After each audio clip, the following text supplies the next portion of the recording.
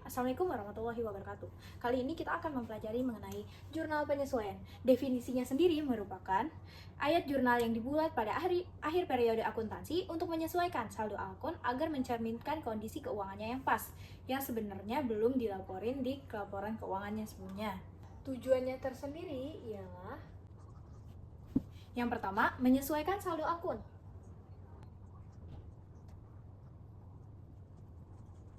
Kenapa menyesuaikan saldo akun? Jadi misal dalam laporan keuangan sebelumnya ada kekurangan di utang. Jadi kita lihat lagi pencatatannya gimana. Apa ada yang kurang atau ada yang enggak. Kalau emang ada kesalahan dalam laporan keuangan sebelumnya, kita bisa melakukan penyesuaian saldo akun menggunakan ayat jurnal penyesuaian.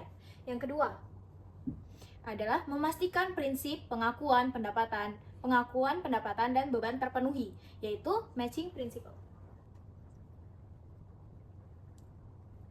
Nah, dalam suatu perusahaan, pasti mereka mendapatkan beban dan juga pendapatan. Nah, dengan adanya jurnal penyesuaian, dia bisa mendapatkan kesamaan dari pendapatan dan pengeluaran yang terlihat.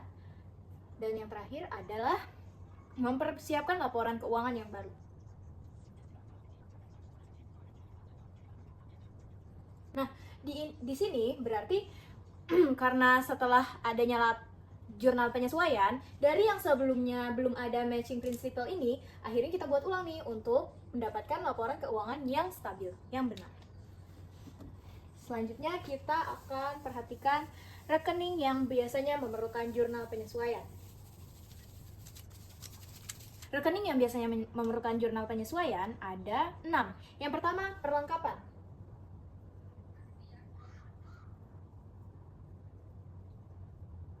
Yang kedua, ada beban dibayar di muka.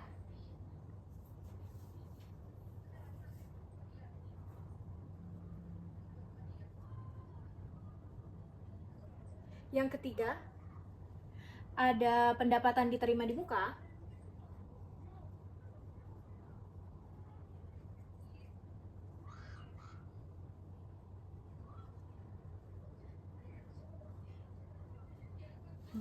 Kita perhatikan 3 ini dulu ya, karena mereka memiliki kesamaan yang spesial.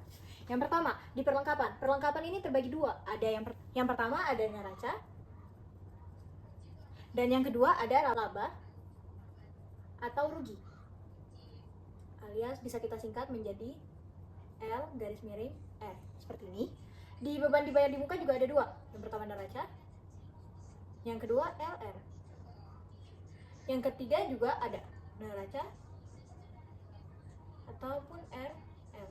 Nah, kenapa mereka semua masuk ke dalam jurnal penyesuaian? Karena mereka dalam suatu perusahaan pasti mengalami pengurangan fungsi. Contohnya kayak perlengkapan. Perlengkapan ini kan fungsinya kurang dari setahun. Misal kita awalnya beli spidol 1 kotak. Nah, setelah dicek ternyata nilai harga dari spidol ini, nilai gunanya bakal berkurang setelah laporan keuangan, dan itu bisa jadi tidak stabil. Yang kedua, beban dibayar di muka. Yang ketiga, pendapatan diterima di muka. Ini berhubungan dengan yang namanya yang sering kita dengar di brosur-brosur ialah DP. Nah, kalau beban dibayar di muka berarti kita membayarkan beban kita. Jadi contoh kayak kita nyewa untuk 1 tahun, tapi bayarnya sekarang, itu bisa disebut beban dibayar di muka. Jadi kita memiliki piutang di dalamnya. Karena nilai guna kita belum kita rasakan. Sedangkan pendapatan diterima di muka ini seperti kita dapat DP dari orang lain. Jadi kita memiliki utang jasa kepada sang pembeli. Selanjutnya kita lanjut ke nomor 4, 5 dan juga ke 6. Yang keempat adalah beban yang masih harus dibayar.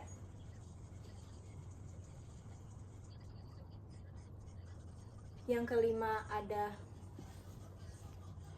pendapatan yang masih harus diterima.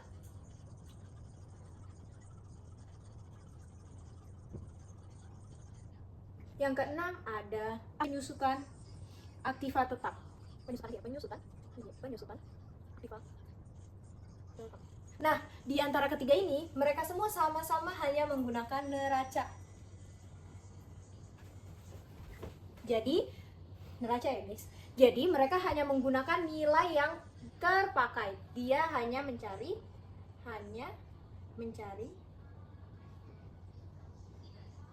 nilai terpakai. Nah, untuk pendapatan yang masih harus diterima, ini bisa juga kita masukkan ke dalam piutang. Gitu.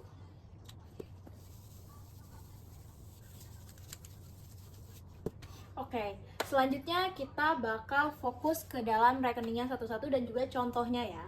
Cudung. Nah, setelah aku kasih tahu 6 akun tadi, aku kan ada mention 2 kata yang mungkin aja belum pernah kita dengar sebelumnya. Yang pertama ada neraca dan yang kedua adalah laba rugi. Nah, gimana sih cara membedakan laba rugi dan neraca? Kita bagi dua dulu ya. Ini neraca. Ini laba ataupun rugi. Nah, neraca maupun laba rugi sendiri merupakan akun yang akan ditaruh di neraca lajur.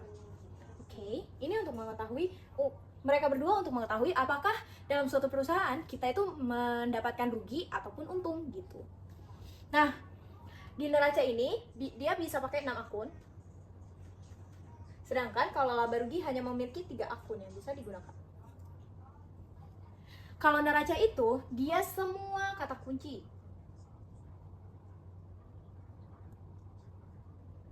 Sedangkan laba atau rugi menggunakan 2 kata kunci utama. Yang pertama ialah beban atau biaya. Dan yang kedua merupakan pendapatan.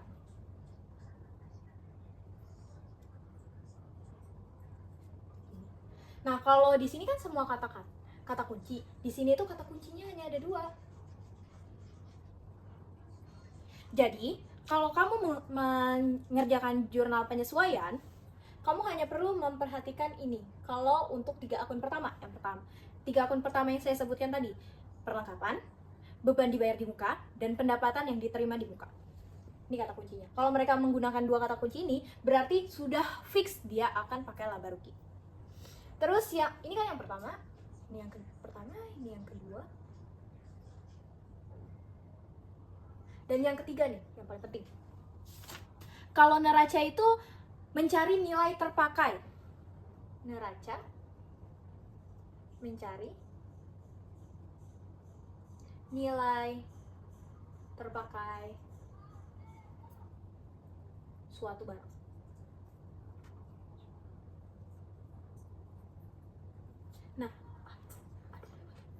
Nah, kalau laba atau rugi ini sendiri, dia pakai nilai tersisa suatu barang.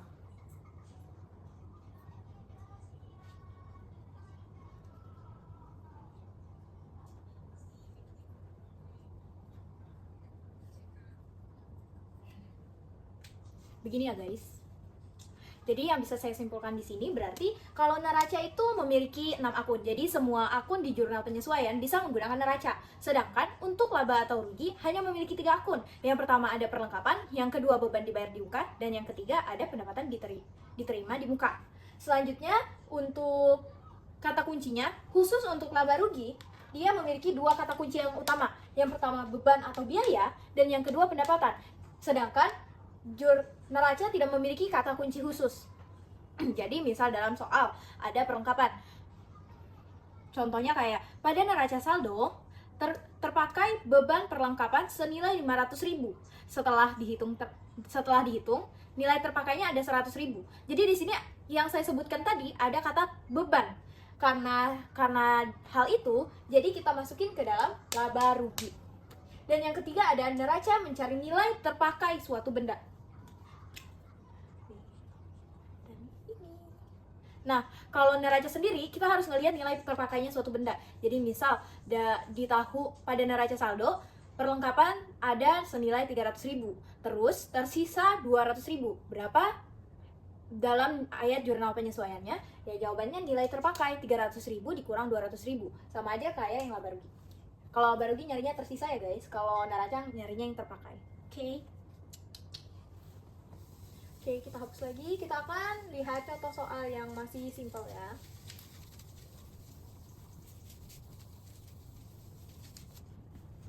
Yang pertama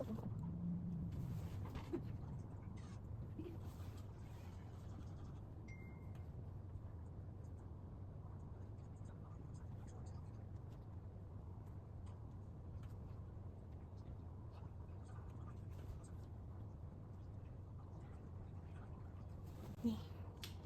Oke, pertama-tama kita identifikasi dari perlengkapannya dulu. Seperti yang aku bilang, perlengkapan memiliki dua kemungkinan. Yang pertama ada neraca, bisa ditulis di neraca, dan juga ada yang bisa ditulis dalam RL. Kalau dalam neraca, misal kita menemukan bahwa jurnal penyesuaian ini harus dimasukkan ke dalam neraca. Jadi gini, beban perlengkapannya itu ada di debit, dan perlengkapannya itu ada di kredit. Nah, kalau menggunakan rugi laba, kita hanya membalik. Jadi perlengkapannya ada di debit, dan beban perlengkapannya ada di kredit. Begini. Debit, kredit, D sama K. Nah, untuk neraca sendiri, kita seperti yang aku bilang, kita mencari dari nilai terpakai. Kita mencari nilai terpakai. Dan untuk RL, kita hanya perlu mencari nilai tersisa. Nilai tersisa.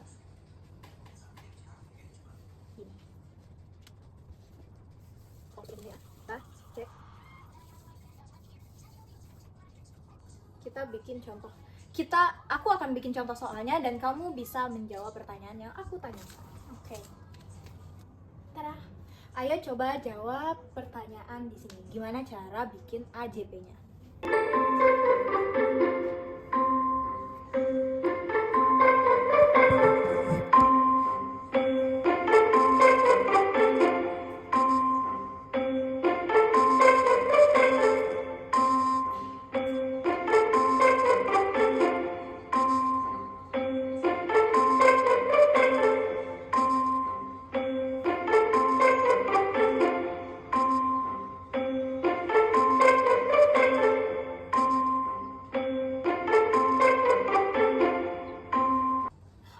Di sini ada perlengkapan tersisa senilai 100.000 pada neraca saldo yang ada 400.000. Gimana cara menyelesaikannya? Kita identifikasi dulu. Kan perlengkapan ini bisa ada di RL maupun neraca. Di sini ada perlengkapan tersisa senilai 100.000 diketahui, dan di neraca saldo ada 400.000. Jadi ada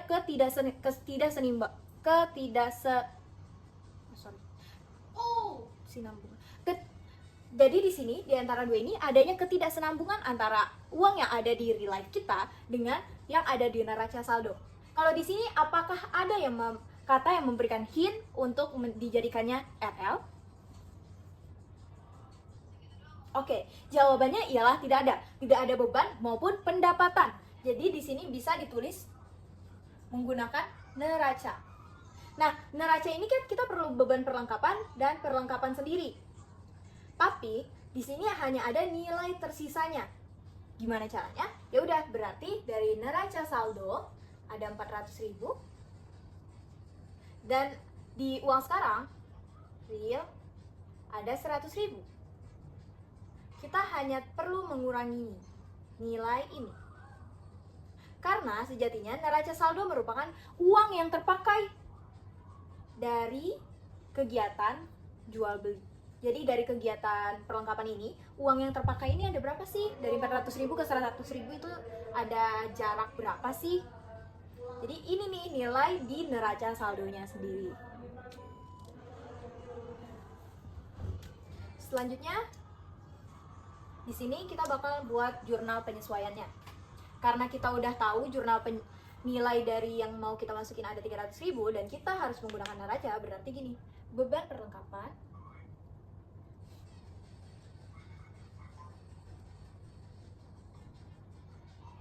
dan juga perlengkapan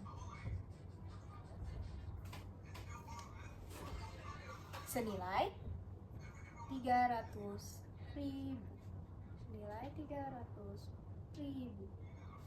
Kayak gini guys bentuk jurnalnya. Jangan lupa ya, di sini ada nama perusahaan, NP, terus ada JP, jurnal penyesuaian, dan juga periode.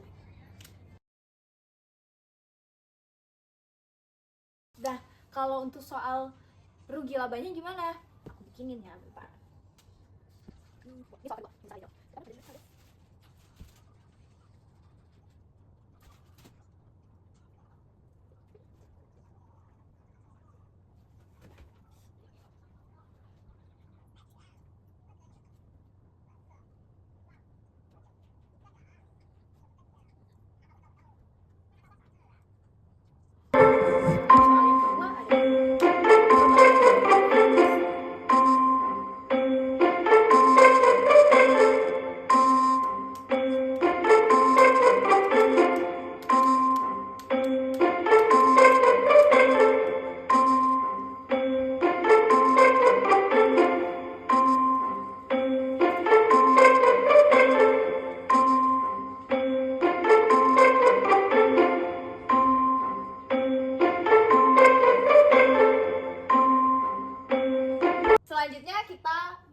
sini kita ingat dulu untuk menentukan neraca maupun rugi laba. Apa kata kunci di rugi laba? Yang pertama tadi ada yang namanya beban, dan yang kedua ada yang namanya pendapatan. Di sini ada kata kunci yang namanya beban perlengkapan. Berarti dia masuknya ke rugi laba. Masuknya ke rugi laba. Nah, kalau di rugi laba kita menggunakan nilai tersisa. Apakah di sini ada nilai tersisanya? Jawabannya nggak ada ya guys. Di sini ada saldo terpakai, saldo beban perlengkapan senilai 500.000 dan setelah dihitung terpakai 100.000. Jadi nilai tersisanya kita hanya perlu 500.000 dari NS dan nilai sisa saldo ya. Nilai sisanya ada 100.000. Tinggal kita kurangin nih. Jadinya ada 400.000 rupiah. Nah, untuk membuat jurnal penyesuaiannya seperti tadi. Pertama, nama toko, nama perusahaan, NP. Terus ada yang namanya jurnal penyesuaian. Jangan disingkat-singkat gini ya guys. Terus ada periode. Biasanya periode ini ada di akhir tahun, 31 Desember, terserah tahunnya mau kapan. Selanjutnya kita bikin NL-nya. Yang pertama, di sini kita lihat ada perlengkapan di atas. Aduh, mati bentar ya guys. Yang pertama ada perlengkapan. Dan yang kedua ada beban perlengkapan.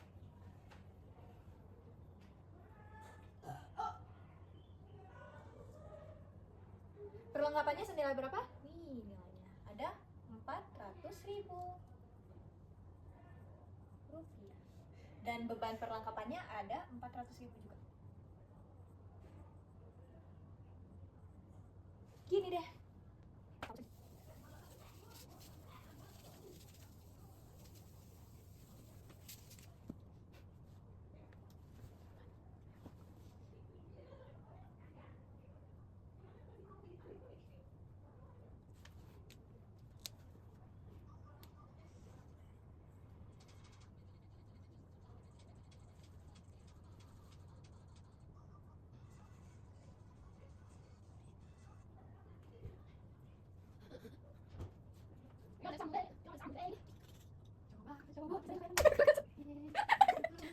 Oh, kalau jelek di semua guys. Gak peduli bapaknya. Coba begitu lempar tidak aku bayar. Kamu?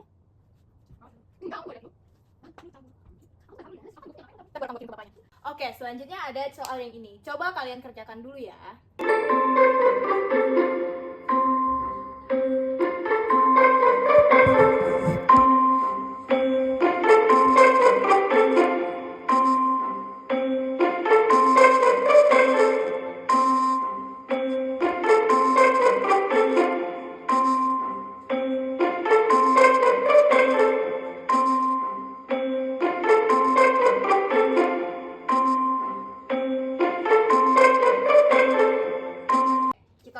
Contoh yang kedua. Yang pertama, dibayar sewa senilai 12 juta dan tersisa 2 juta rupiah. Gimana cara penyelesaiannya? Ingat lagi, kita harus ngelihat kata kunci. Apakah dia akan masuk ke rugi laba atau dia malah masuk ke neraca gitu. Di sini dibayar sewa senilai 12 juta dan tersisa 2 juta rupiah. Di sini nggak ada kata kunci beban ataupun biaya maupun pendapatan. Jadi kita bisa masukkan ke dalam rekening neraca. Ini berarti neraca. Ini aku kasih kode ya di sini neraca. Nih, 12 juta dikurang 2 juta. Jadi ada 10 juta.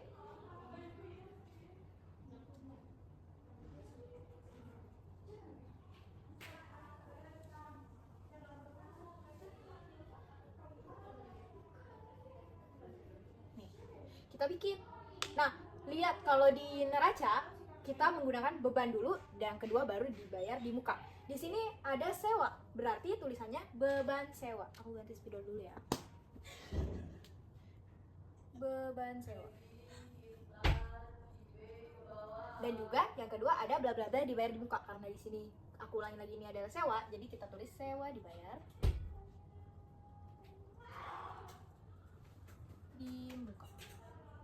senilai 10 juta rupiah. Dan di sini juga senilai 10 juta rupiah. Tuh, begini.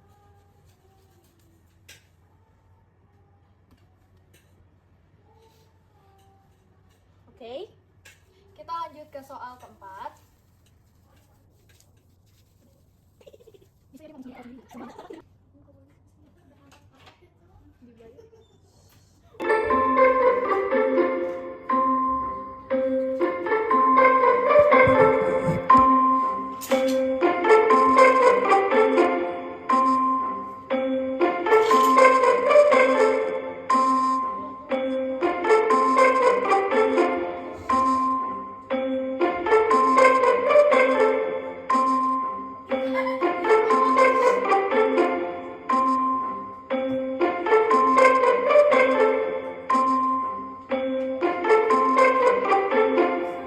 Soal yang kedua, ada dibayar sewa senilai 12 juta pada tanggal 1 Juni 2024. Dicatat sebagai beban sewa untuk 1 tahun. Ingat ya guys, untuk 1 tahunnya kita lupain aja, gak usah perhatiin. Kita lihat kalau AJP ini maksimal sampai Desember tanggal 31. Ingat ya. Nah, kalau dari tanggal 1 Juni ke 2024 ke Desember, kita hitung tuh. Juni, Juli, Agustus, September, Oktober, November, Desember. Ada 7 ya. Ada 7 bulan. Kita ngitungnya kayak gini berarti 12 juta per 12 dikali 7. Hasilnya adalah 7 juta. Hasilnya adalah 7 juta. Ini coret-coret gitu 1 kali 7, 7 juta. Berarti di sini ada sebagai beban ya. Kita perhatiin lagi. Di sini ada beban. Oke, di sini ada beban dan kita akan bikin berarti dalam hitungan rugi laba. Rugi laba berarti di atasnya dibayar dulu, sewa dibayar juga.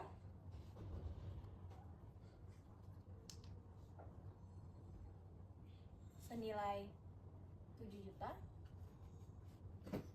Sedangkan beban sewa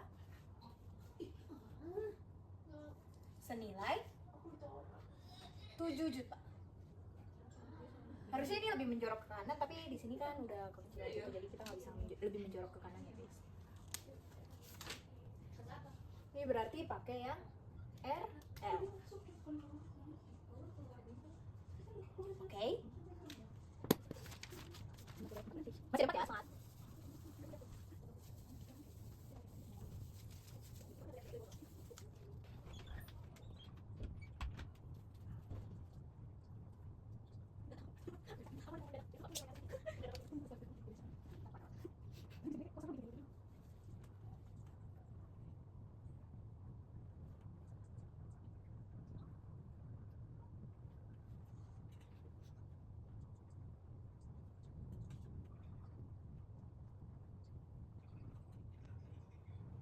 Nih, yang ketiga ada pendapatan diterima di muka. Kita perhatiin ya, di sini ada neraca dan juga RL. Kalau neraca di atasnya bla bla bla diterima di muka, dan yang di bawahnya di bagian kredit ada pendapatan bla bla bla. Yang di RL dibaliknya aja ya, kita perhatikan. Kalau kita perhatikan, ingat ya, jangan lupa kalau rugi laba hanya punya 2 kata kunci. Yang pertama beban, dan yang kedua ada pendapatan. Oke.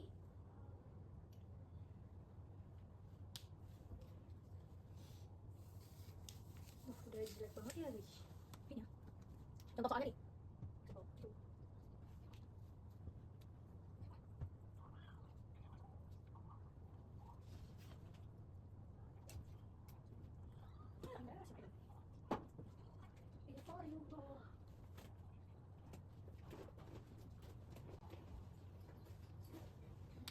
Nih, contoh yang pertama, ada menerima sewa untuk 1 tahun senilai 24 juta pada 1 Mei 2024. Coba kalian kerjakan dulu.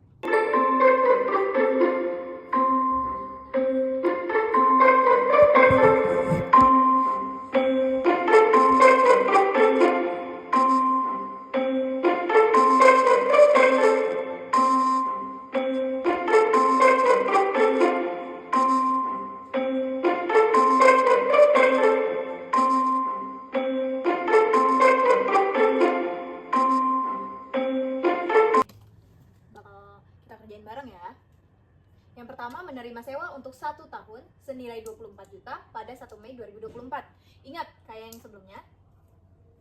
Berarti dalam 1 tahun dari Mei ke Desember punya berapa bulan? Ini kan 1 Mei. Kita hitung bulan Mei-nya. Mei, Juni, Juli, Agustus, September, Oktober, November, Desember. Ada 8 bulan. Berarti pengalinya ada 8 ya. 24 juta dibagi 12. Dalam 1 tahun ada 12 bulan. Berarti coret, ada 1 juta kali 8 berarti 8 juta. Nih, kita bikin neraca atau RL-nya ya. Kalau kamu perhatiin di sini itu nggak ada tulisan beban maupun pendapatan. Jadi kita masukin ke dalam neraca. Yang pertama ada sewa ya, kata kuncinya. Sewa.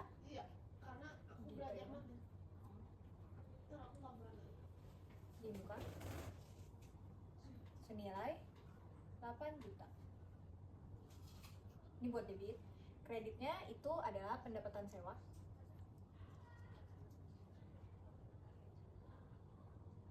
Senilai 8 juta. Gini guys. Kenapa kita bisa mengetahui ini pendapatan diterima? Karena di sini ada kata menerima sewa untuk 1 tahun. Jadi kita menerima, bukan memberi. Oke, soal ke-6.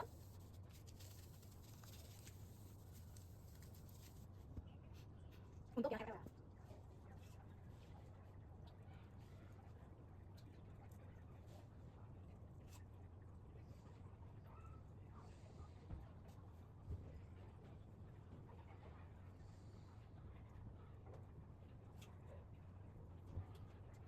Nih, kalau tambahin kesulitannya, coba kalian kerjakan dulu.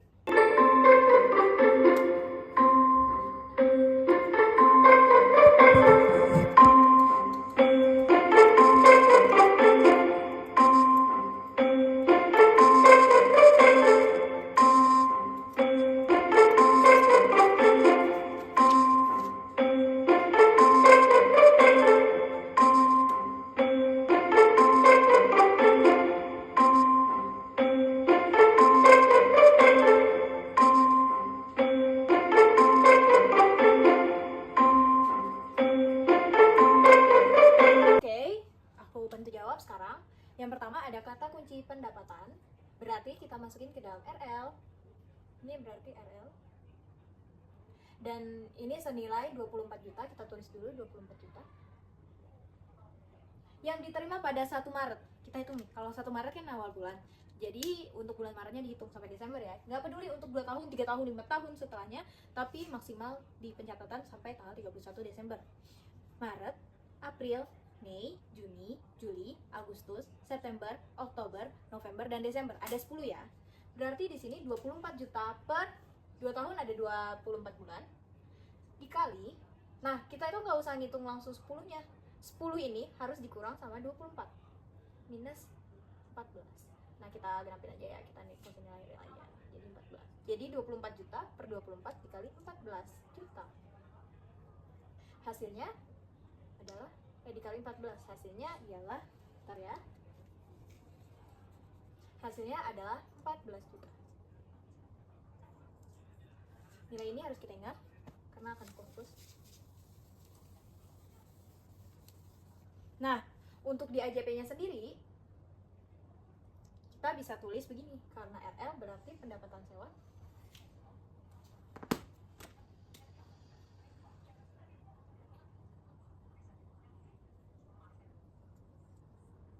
senilai 14 juta, dan juga diterima di muka berarti sewa diterima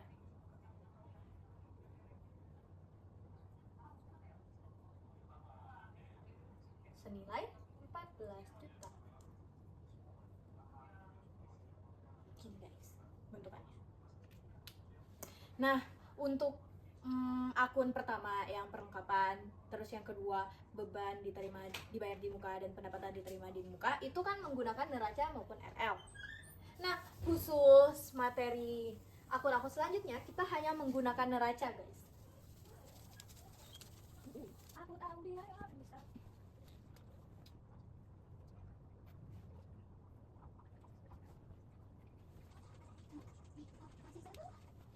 Selanjutnya ada rekening keempat, yaitu beban yang masih harus dibayar. Kalau misal kita punya kita beli spidol nih, tapi kita kredit, berarti kita masih memiliki beban yang harus dibayar. Kalau gitu kreditnya bisa dapat berbentuk utang. Nah, karena di sini utang, berarti dalam neraca bisa kita tulis sebagai pertama ada beban, yang di bawahnya ada utang. Bla bla bla bla bla bla. Oke, kita langsung ke contoh soalnya ya. Ini contoh soalnya hanya satu. Upah belum dibayar 500.000.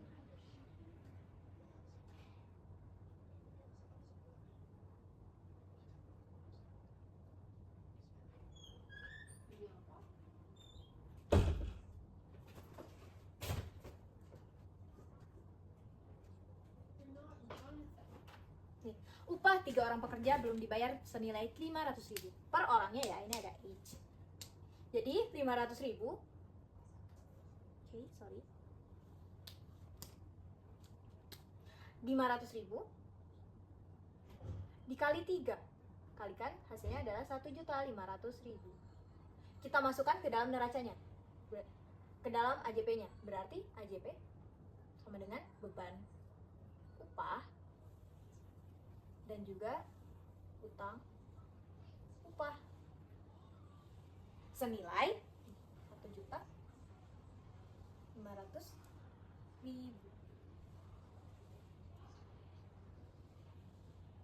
Gini guys, itu buat beban yang masih harus dibayar. Jadi kita tinggal ngitung bebannya berapa, terus kita masukin, karena kita nggak perlu identifikasi apakah dia neraca atau rugi laba. Kita hapus ya.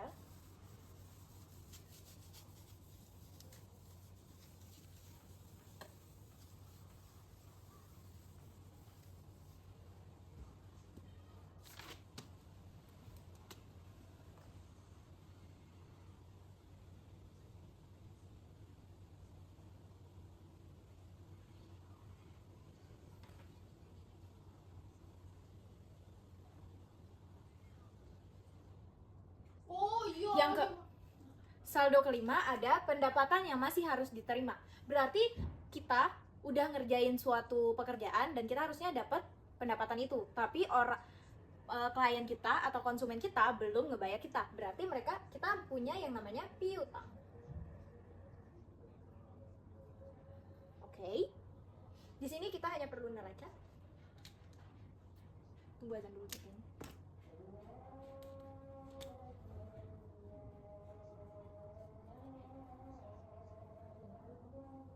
Ada pendapatan yang masih harus diterima. Kalau kita memiliki pendapatan atau pekerjaan yang telah kita selesaikan tapi belum dibayar sama orang, berarti orang punya utang ke kita dan kita sebutnya sebagai piutang. Jadi dalam neraca tulisannya bisa gini, piutang bla bla bla sama pendapatan, ini kayak pendapatan bla bla bla. Aku kasih contoh soalnya ya. Nih.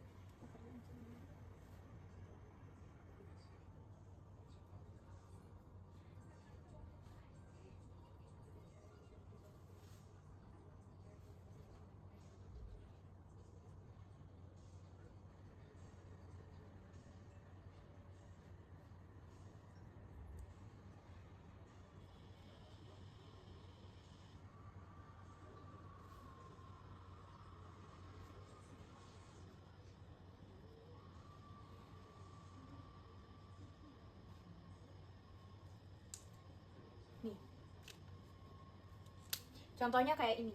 Pekerjaan senilai 100 juta telah diselesaikan hanya 50%. Namun pekerjaan ini belum dibayar. Berarti kita udah menyelesaikan senilai 50%, sebesar 50%. Bisa juga dinilai pakai uang setengahnya. Tapi kita belum dibayar, berarti mereka punya utang ke kita dan kita menyebutnya piutang. Ya, dalam AJP-nya bisa ditulis seperti ini.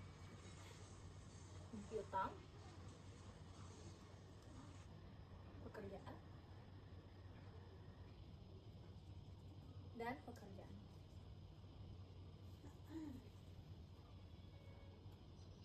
Kan kita belum tahu nih nilainya berapa. Berarti tinggal 100 juta dikaliin 50 per 100.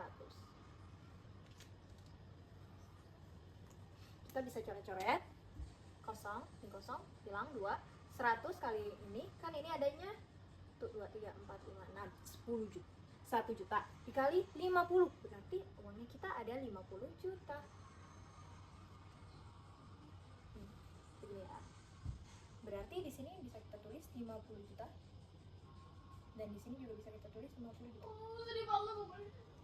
Begini guys, oke.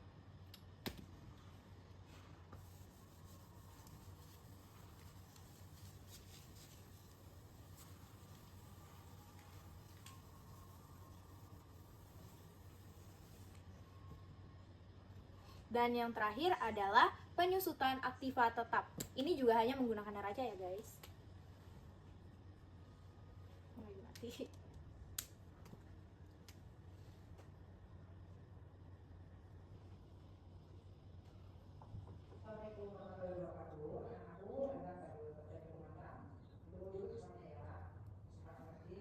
Penyusutan aktiva tetap ini berdasarkan neraca.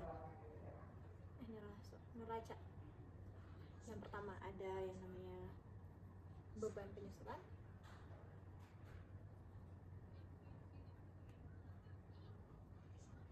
dan ada akumulasi penyusutan.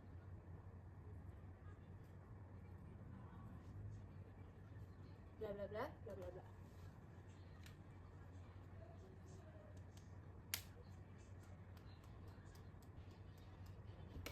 Kita langsung ke contoh soalnya. Aku tulis yang benar dulu ya.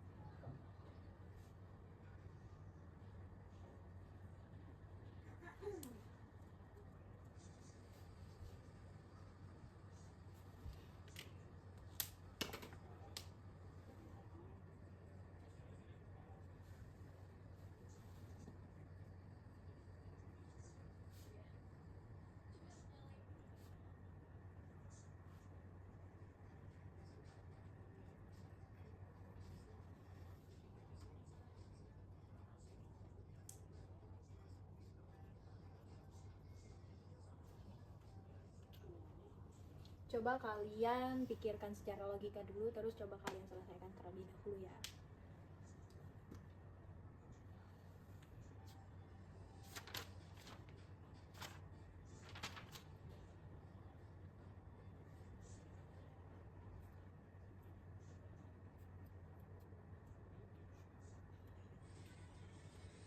Ini adalah sistem konflik sebelum mati.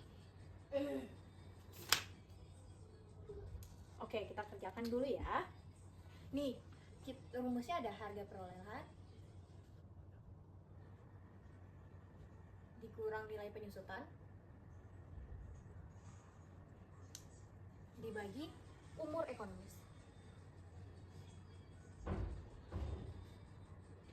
Berarti di sini 15 juta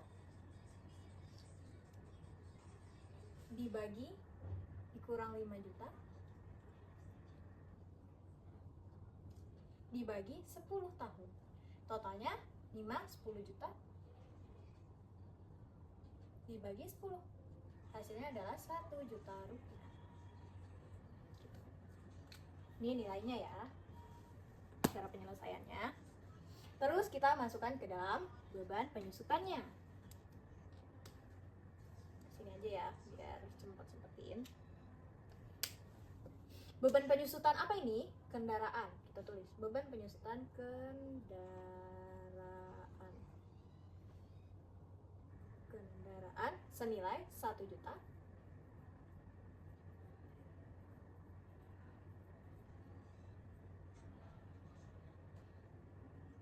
dan akumulasi penyusutan kendaraan